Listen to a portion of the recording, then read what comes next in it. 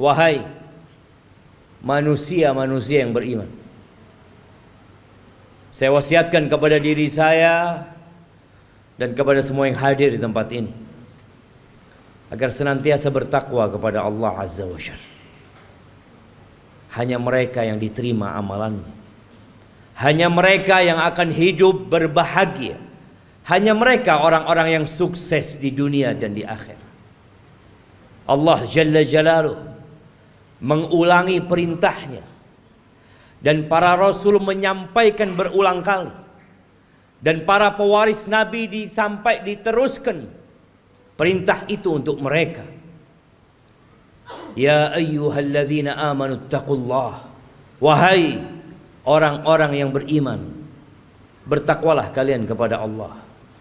Kalimat yang sering kita dengar, yang terus diulang-ulang, karena kita memang sering lupa. Haqqa tuqatihi, ketakwaan yang sebenarnya bukan sekedar tulisan yang dipampang, bukan sekedar ucapan yang diungkapkan, tapi sesuatu yang diyakini oleh jiwa kita, kemudian diucapkan dengan lisan kita, dan dipraktekkan dengan raga kita. Dan Allah mengatakan wala tamutunna illa wa antum muslimun. Kalian jangan mati kecuali dalam kondisi Islam. Yang menjadi standar orang baik bukan sekarang, tapi tatkala ajal menyebut kita. Jamaah rahimakumullah, setiap hari kita keluar rumah kita, orang-orang juga keluar dari rumahnya, anak-anak juga berangkat ke sekolahan. Besok mereka akan melakukan itu lagi. Terus rutinitas yang dikerjakan oleh manusia. Ada yang ke pasar, ada yang ke kantor, ada yang ke pabrik, ada yang di jalanan. Semuanya mencari apa? Mencari uang, mencari harta. Allah telah menanamkan di dalam jiwa kita kecintaan kepada harta. Zuyyina linnas hubbus syahawat minan nisa wal banin wal qanatiril muqantarati minadh dhahabi wal fiddah wal khaylil musawwamati wal an'ami wal harth dzalika mata'ul hayatid dunya wallahu 'indahu husnul ma'ab. Allah menjelaskan kepada kita bahwa telah ditanamkan kecintaan syahwat kepada wanita, kepada anak-anak, kepada harta yang berlimpah ruah, yang bertumpuk-tumpuk. Dulu kuda-kuda yang mewah, sekarang mobil-mobil yang mewah. Pertanian, peternakan, itu sesuatu yang sudah dicintakan kepada kita. Itu kesenangan kehidupan dunia. Tapi di sisi Allah ada tempat kembali yang baik. Lihatlah orang terkaya di dunia ini. Kemana dia bawa hartanya? Dia tinggal. Dia tinggal selama-lamanya di muka bumi ini. Di negeri ini kita sering membaca 10 orang terkaya. 1 fulan, 2, 3, 4, 5, 6, 7, 8, 9, 10, semua hartanya ditinggal. Hati-hati dengan dunia ini. Jangan sampai kita tertipu. Silahkan bekerja, silahkan cari harta, tapi ambisi kita bukan dunia. Karena kita gak lama tinggal di dunia, jemaah. Sungguh sangat bodoh manusia yang menimbun hartanya di sebuah tempat. Dia taruh di brankas, tiap hari dia kumpulkan di sana. Kemudian setelah itu dia tinggal selama-lamanya. Kemana akalmu? Bukankah engkau capek menumpuk harta itu? Bukankah engkau sekolah tahunan untuk mendapatkan harta itu? Dan engkau udah dapat. Kenapa engkau gak bawa? Kenapa kau tinggalkan? Selama-lamanya kau tinggalkan di muka bumi. Dan kebanyakan kita seperti itu. Hanya bekerja dan terus bekerja, kemudian pergi meninggalkan dunia. Ahibati fillah, Sebagian kita sudah hidup menderita jiwanya. Maka disebutkan oleh WHO sudah ada 1 miliar manusia yang sakit jiwa, sakit mental. Kata Nabi SAW mengingatkan para sahabatnya, kaifa antum idza futiyat alaikum Faris wa Rum, ayu qaumin antum? Kira-kira bagaimana kondisi kalian? Nabi menyampaikan ini dalam kondisi sahabat susah, tidak tahu apa yang besok mereka makan. Dalam kondisi sebagian sahabat ketika berangkat perang, sehari hanya makan 1 butir kurma. Sehari hanya 1 butir kurma. Rasulullah SAW menyampaikan ini dalam kondisi sahabat berangkat perang, dalam kondisi tidak ada alas kaki buat mereka, sampai kuku mereka ngelupas.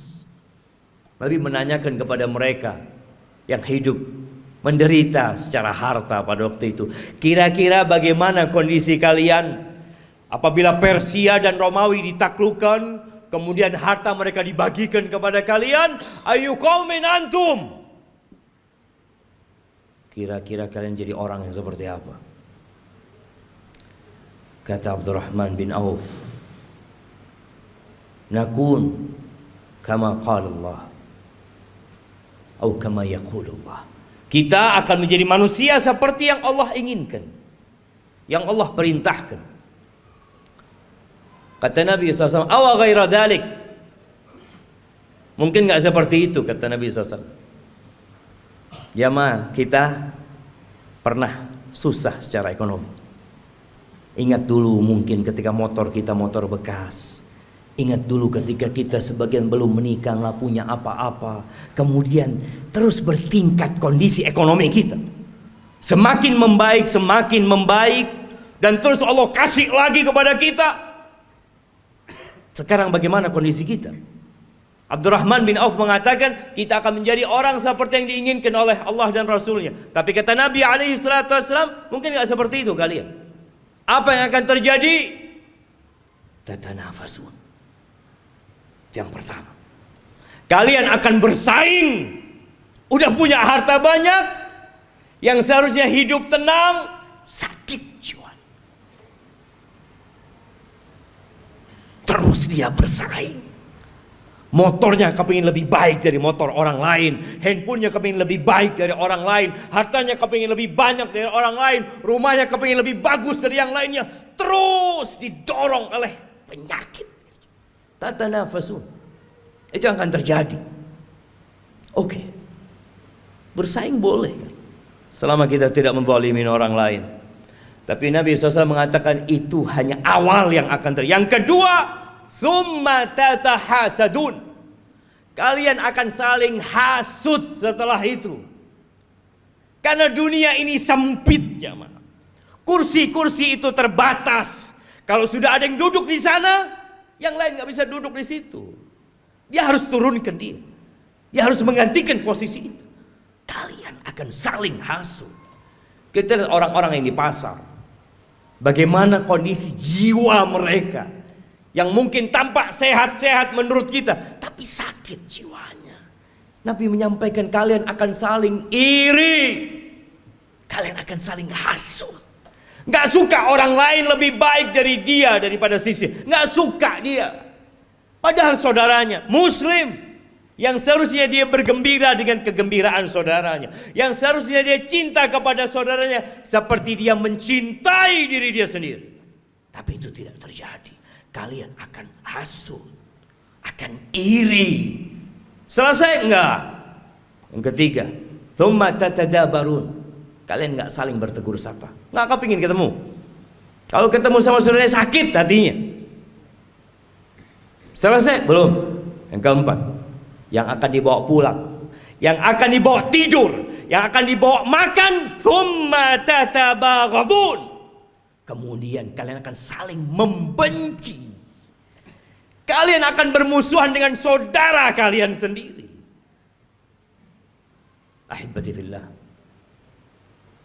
Itu penyakit yang sudah menimpa kita. Nabi alaihissalatu wassalam mengatakan, dabba ilaikum da'ul umam. Sudah menyerang kalian penyakit-penyakit umat yang sebelumnya. Iri dan dengki. Ahibati fillah, tidak dilarang kita mengumpulkan harta, tapi tolong niatnya yang diperbaiki. Rasulullah sallallahu alaihi wasallam ketika melihat ada seorang sahabat yang bekerja keras mengumpulkan harta, kata orang-orang di kalangan sahabat yang lainnya mengatakan, laita hadza fi sabilillah. Aduhai kalau kekuatan dia, energi dia itu disalurkan di jalan Allah, di jihad fi sabilillah.